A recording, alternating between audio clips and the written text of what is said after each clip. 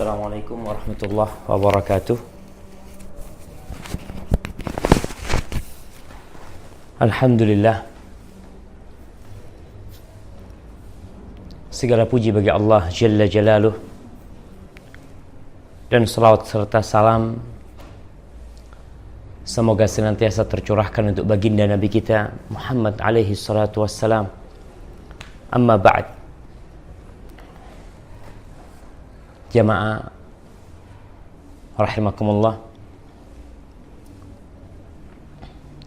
kita bersyukur kepada Allah Jalla Jalaluh yang telah mengkaruniakan kepada kita kehidupan ini, kehidupan yang penuh dengan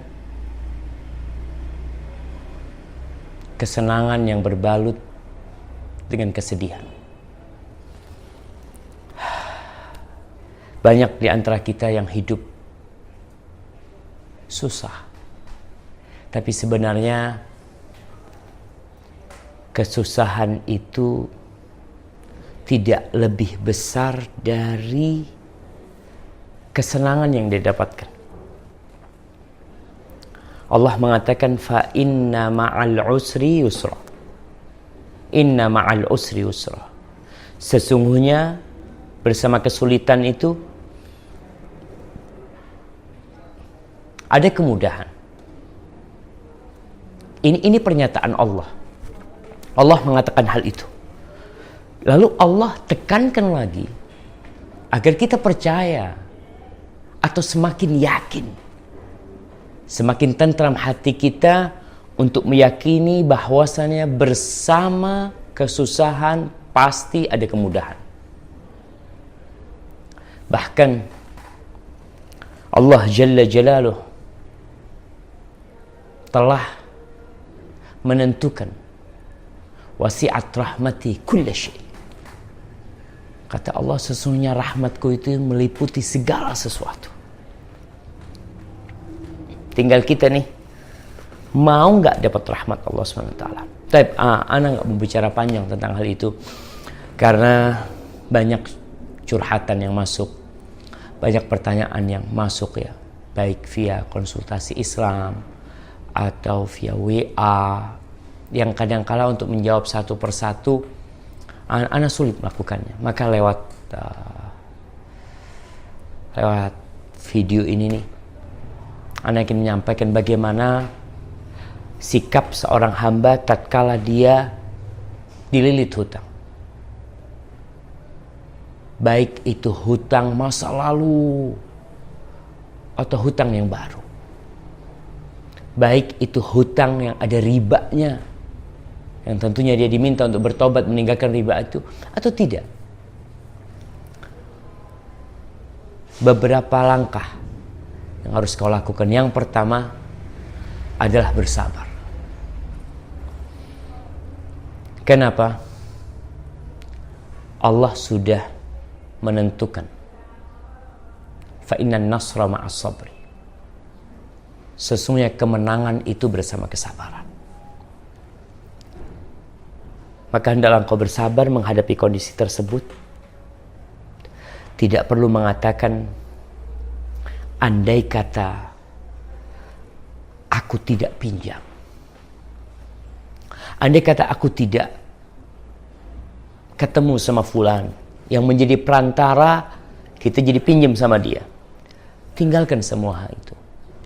Rasul sallallahu alaihi wasallam mengatakan al-mu'minul qawi khairun wa ahabbu ila Allah minal mu'minid dhaif.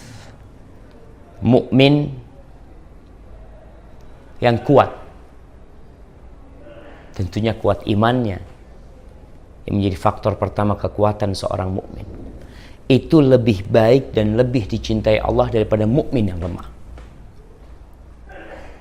Wa fi kullin khair, dan di semua ada kebaikan. Artinya di setiap diri seorang mukmin itu ada kebaikan. Wa fi kullin khair. Ihris ala ma yanfa'uk wasta'in billah wa la ta'jaz.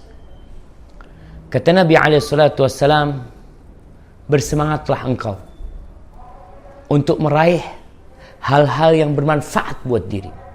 Apa saja. Bila hal itu bermanfaat buat kita, berusaha. Ya kita nih sabar sambil berusaha, sambil kerja, sambil berusaha untuk menabung untuk yang lainnya. Wasta'in billah, dan kau minta tolong sama Allah. Jangan kau jadi orang yang lemah, yang putus asa, yang tidak mau bertindak. Bahkan tidak sedikit orang yang gara-gara utang bunuh diri. Ana pernah dengar dari Ustadz Abduh Tuasikal, insyaallah, kalau ana nggak salah, ketika ana berangkat ke rumahnya, bagaimana di Gunung Kidul itu menjadi daerah yang rawan bunuh diri. Di Indonesia kalau nggak salah nomor 1. Rata-rata permasalahannya masalah ekonomi. Ada istri yang punya utang 20.000 akhirnya bunuh diri. Jangan. Kau jangan jadi orang yang lemah. Jangan mau kau jadi budaknya syaitan. Kau minta tolong sama Allah. Fa in asabaka syai'. Di sini pesan Nabi alaihi salatu wasallam, andai kata engkau tertimpa sesuatu yang kau tidak ingin hal itu menimpamu, tapi itu terjadi, atau kau jadi penyebab kejadian itu. Sudahlah, ini sudah terjadi, nasi sudah menjadi bubur. Apa sikapmu? Fala taqul. Jangan kau berkata, andai kata, lau anni fa'altu kadza wa kadza, kana kadza wa kadza. Andai kata aku melakukan ini, pasti yang terjadi seperti ini. Jangan. Fa inna lau taftah amal syaitan. Lau itu andai kata itu membuka amalan syaitan. Udah, yang udah terjadi sudah. Kau serahkan sama Allah Subhanahu wa taala, dan jangan sampai hutang itu membuat dosa yang lebih besar. Karena Nabi SAW sendiri berlindung dari hutang. Karena hutang itu bisa mengantarkan engkau kepada kebohongan, ingkar janji, dan hal-hal lainnya, dan menyebabkan hidupmu susah di dunia dan di akhirat. Kau tahu, orang yang mati syahid diampuni semua dosanya, kecuali satu hutang. Ya udah, kau udah harus berusaha untuk bersabar dan berusaha kerja, cari kerjaan. Hal kedua, kurangin kebutuhanmu. Kau kalau punya utang, kurangin kebutuhanmu. Kau punya HP, HP ku harganya 2 juta, jual. Beli yang 1 juta, 1 juta buat bayar utang. Makan, oke aku punya utang, udahlah aku puasa. Puasa, nggak masalah, minta keluarga puasa. Ini abah punya utang nih. Jangan sampai punya utang tapi hidup bermewahan. Punya utang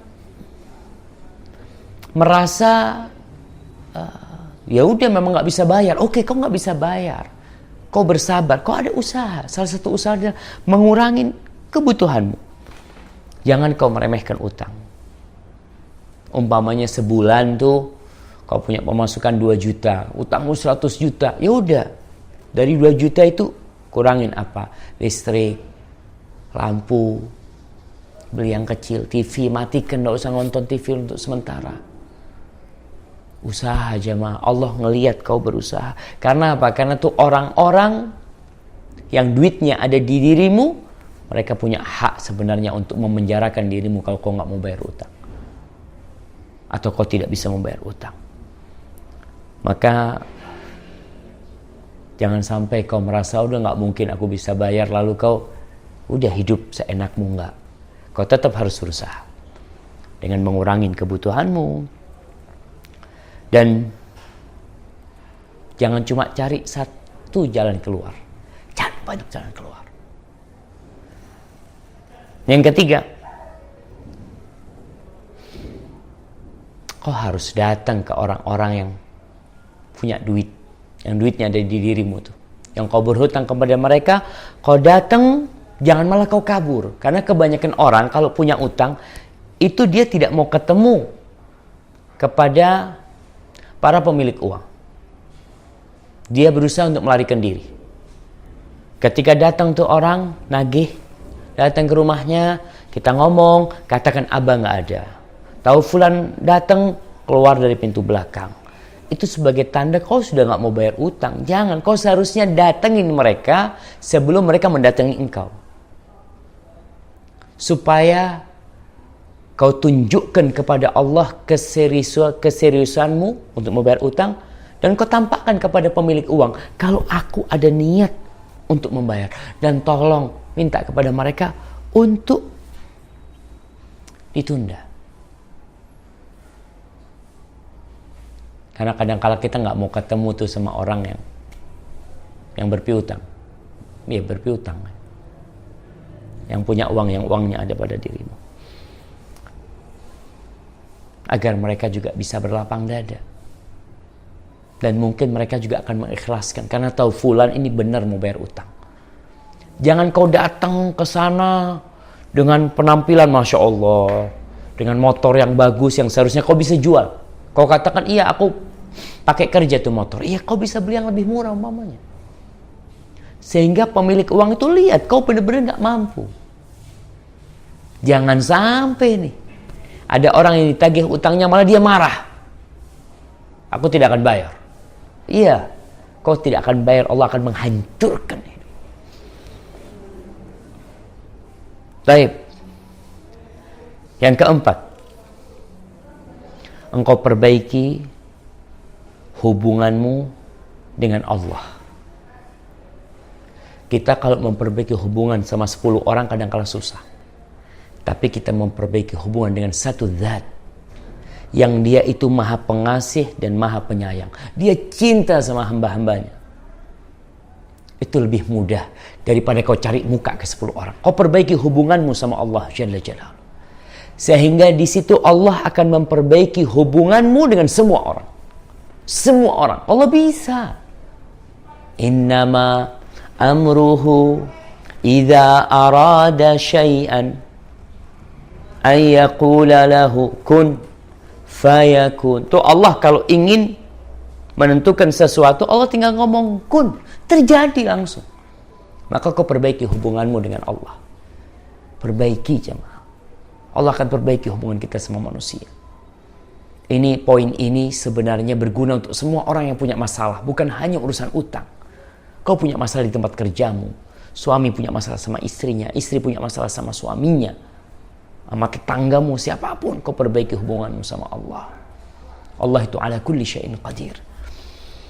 Allah berfirman di surat An-Nahl ayat 97.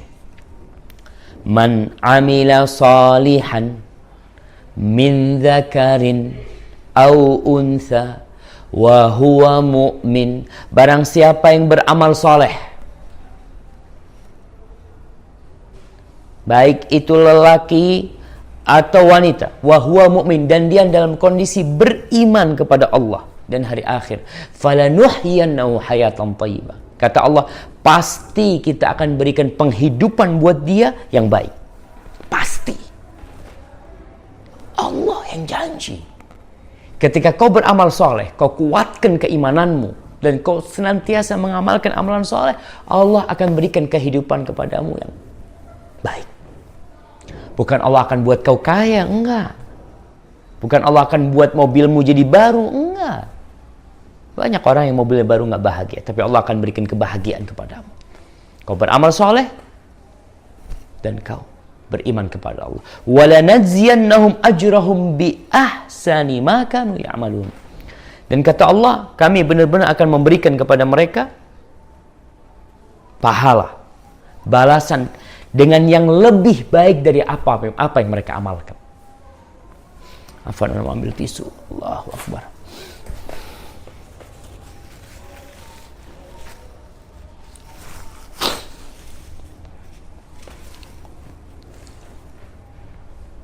Allah akan kasih kita balasan yang lebih baik daripada amalan kita. Artinya kalau kita beramal, mungkin kita pantas digaji 10.000. Pekerjaan kita pantas digaji 15.000. Pekerjaan kita sebulan pantas digaji umpamanya 5 juta. Allah akan kasih lebih baik dari itu. Dan di surat At-Talaq ayat 2 dan 3 Allah katakan, "Waman yattaqillah yaj'al lahu makhrajan." Barang siapa yang bertakwa kepada Allah, yakni hubunganmu kau perbaiki sama Allah, Allah akan kasih jalan keluar buat kau. Wa yarzuqhu min haitsu la yahtasib, dan Allah akan kasih kau rezeki dari arah yang tidak kau sangka-sangka.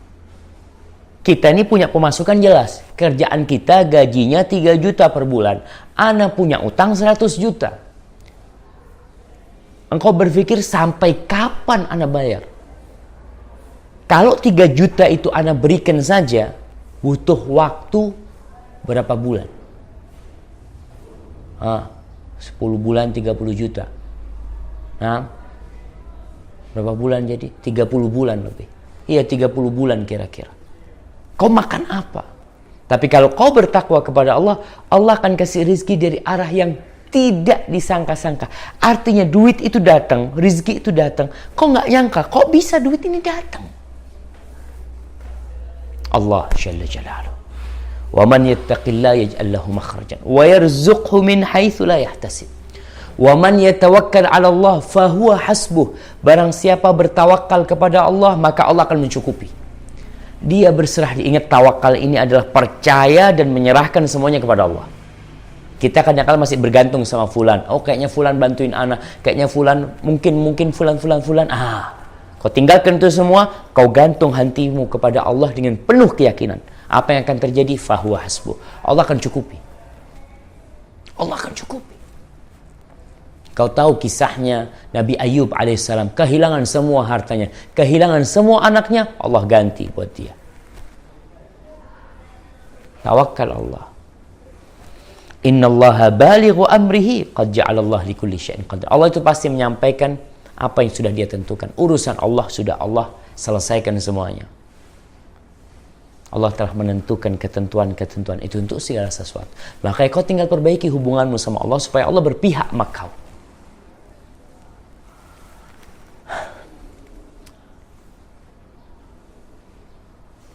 Yang kelima, banyak istighfar. Itu termasuk yang keempat sebenarnya. Memperbaiki hubungan sama Allah. Kau banyak dosa, kau mungkin banyak kemaksiatan yang kau lakukan, atau kau merasa aku nggak pernah berbuat dosa. Tuh salah satu yang sudah menjadi dosa kau itu, kau merasa nggak pernah berbuat dosa. Kita makhluk yang penuh kesalahan, maka dosa itu wajar. Maka kita istighfar, minta ampun sama Allah. Di waktu-waktu khusus kau minta ampun. Nabi Nuh alaihissalam ketika berdakwah kepada kaumnya di surat Nuh ayat 10 dan 12, apa kata Nabi Nuh kepada kaumnya? Faqultu astaghfiru rabbakum innahu kana ghaffara yursilis samaa'a 'alaikum midrara wa yumdidkum bi amwalin wa banin wa yaj'al lakum jannatin wa yaj'al lakum anhara. Ini salah satu faidatul istighfar, manfaatnya istighfar. Kata Nabi Nuh kepada kaumnya, aku katakan kepada mereka, beristighfarlah kalian kepada Rabb kalian, sesungguhnya Dia itu Maha Pengampun.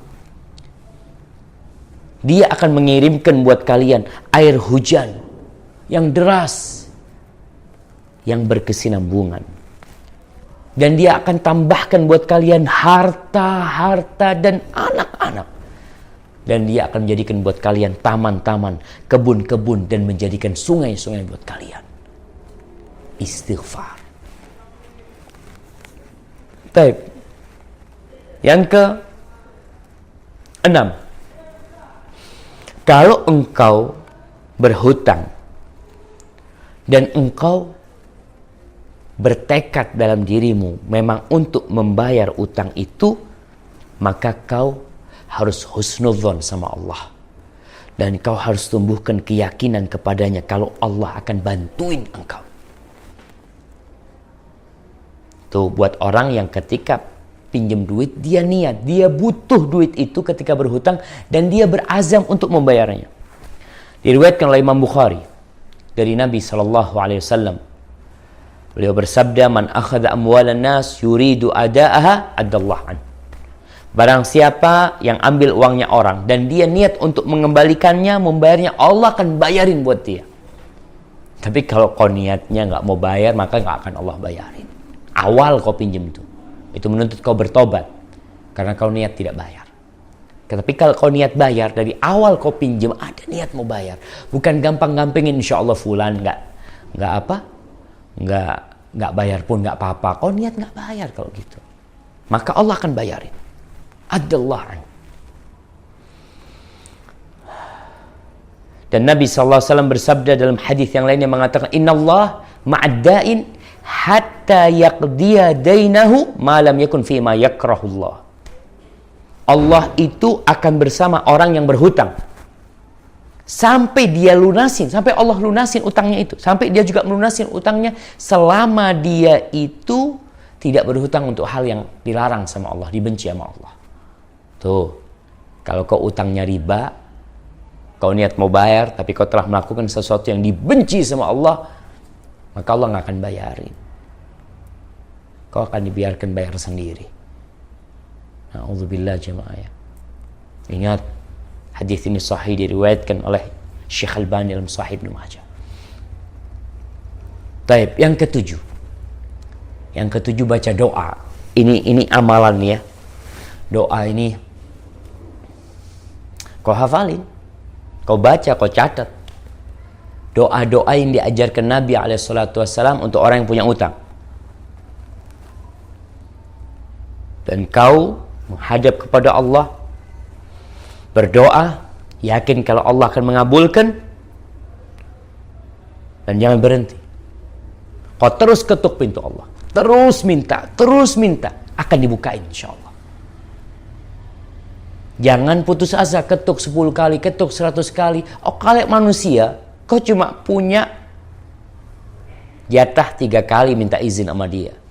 Tapi kalau sama Allah, terus-terusan. Bahkan Allah cinta banget nih sama orang yang bersemangat berdoa dan tidak putus asa berdoa. Berapa tahun Ustaz berdoa sampai dibayarin sama Allah. Dan jangan putus asa.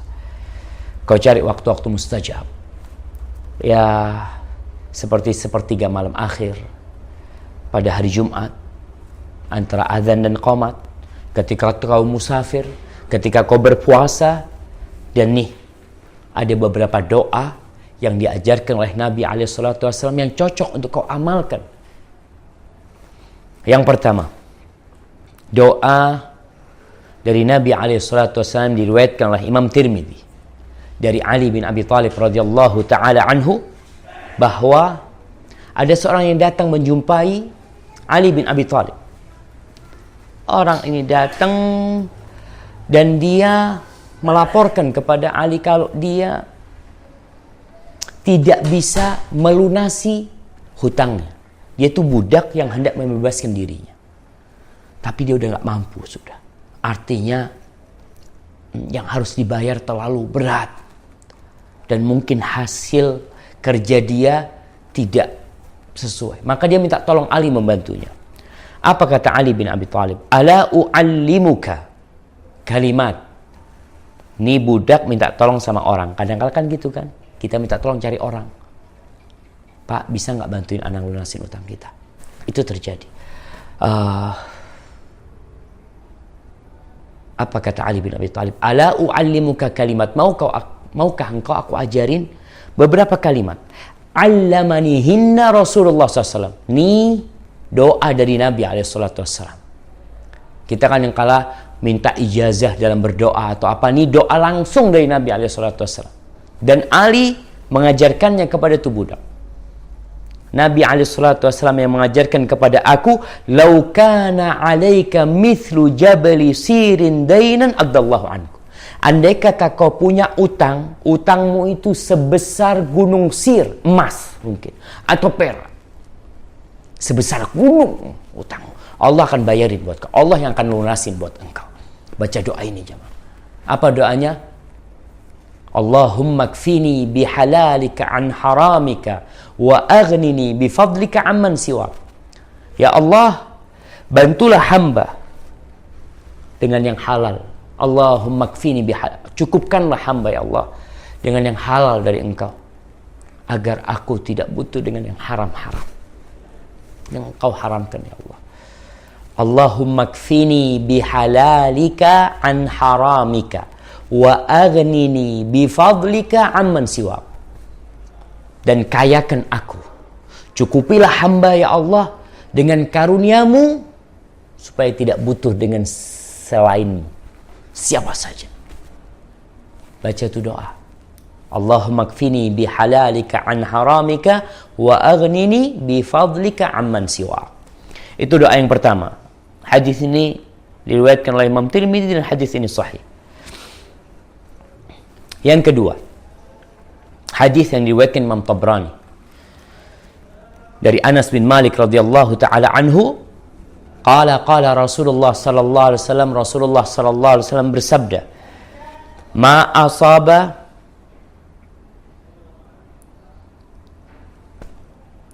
afwan, ana baca hadis yang selanjutnya. Jadi hadis ini dari Anas bin Malik, qala Rasulullah SAW li Mu'ad, Rasulullah SAW bersabda kepada Mu'ad bin Jabal. Nabi ngajarin amalan buat seorang sahabat. Ala u'allimuka du'aan tad'u bihi.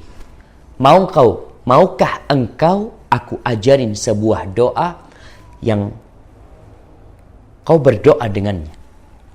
Ajarin sebuah amalan. Lau kana 'alaika mithlu jabali Uhudin dainan, kalau kau punya utang sebesar gunung Uhud. Uhud ini antum lihat, bagi jemaah, lihat tuh di Google, antum lihat, cari searching gunung Uhud supaya antum kebayang. Nabi SAW ketika menyampaikan ini, para sahabat tahu gunung Uhud besarnya kayak apa di Madinah tuh gunung Uhud, supaya tergambarkan buat dirimu kalau utangmu mudah untuk dilunasi oleh Allah. Kalau kau punya hutang sebesar gunung Uhud, Allah akan lunasi buat engkau. Qul ya Mu'ad, katakan ya Mu'ad, bacalah doa ini ya Mu'ad. Maka ana sampaikan kepada antum semua dan buat ana sendiri. Katakan doa ini. Doa ini bunyinya, Allahumma malikal mulki tu'til mulka man tasha wa tanzi'ul mulka mimman tasha wa tu'izzu man tasha wa tudhillu man tasha biyadikal khair innaka ala kulli syai'in qadir rahmanad dunya wal akhirah wa rahimahuma tu'tihuma man tasha wa tamna'u minhuma man tasha irhamni rahmatan tughnini biha an rahmati man siwa. Ntar anak ulangi, anak akan bacakan artinya nih. Ya Allah, malikal mulk, pemilik segala kepemilikan. Allah yang memiliki segala-galanya.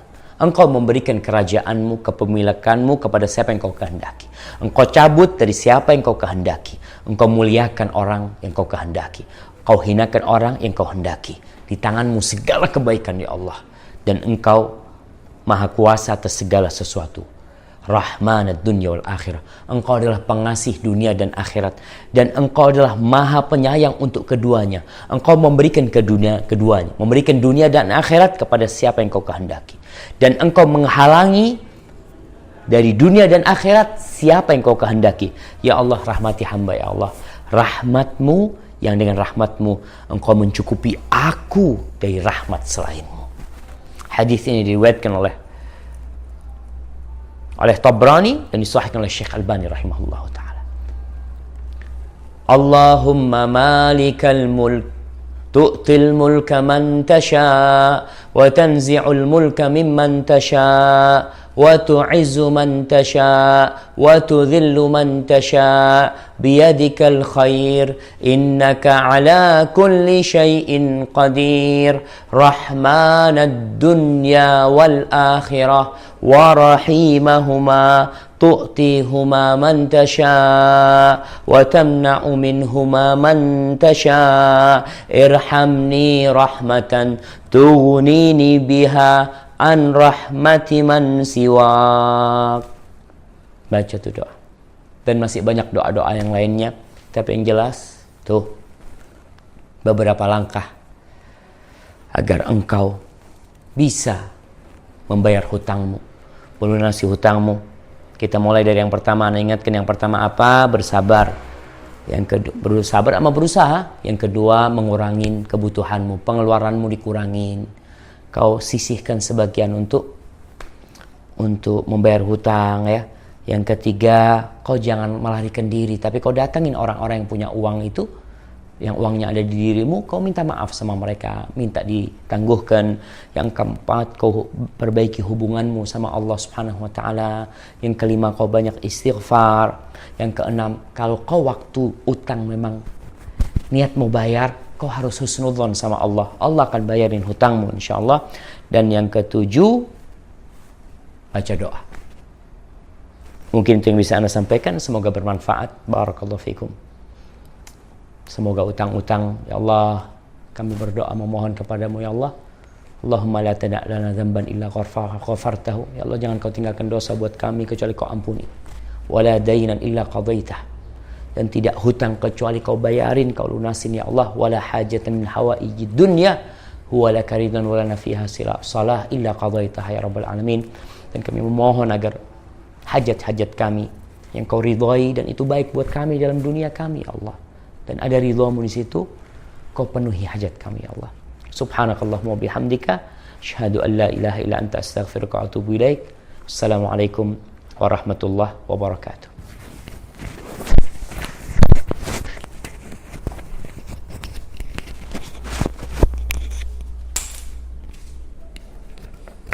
Rahman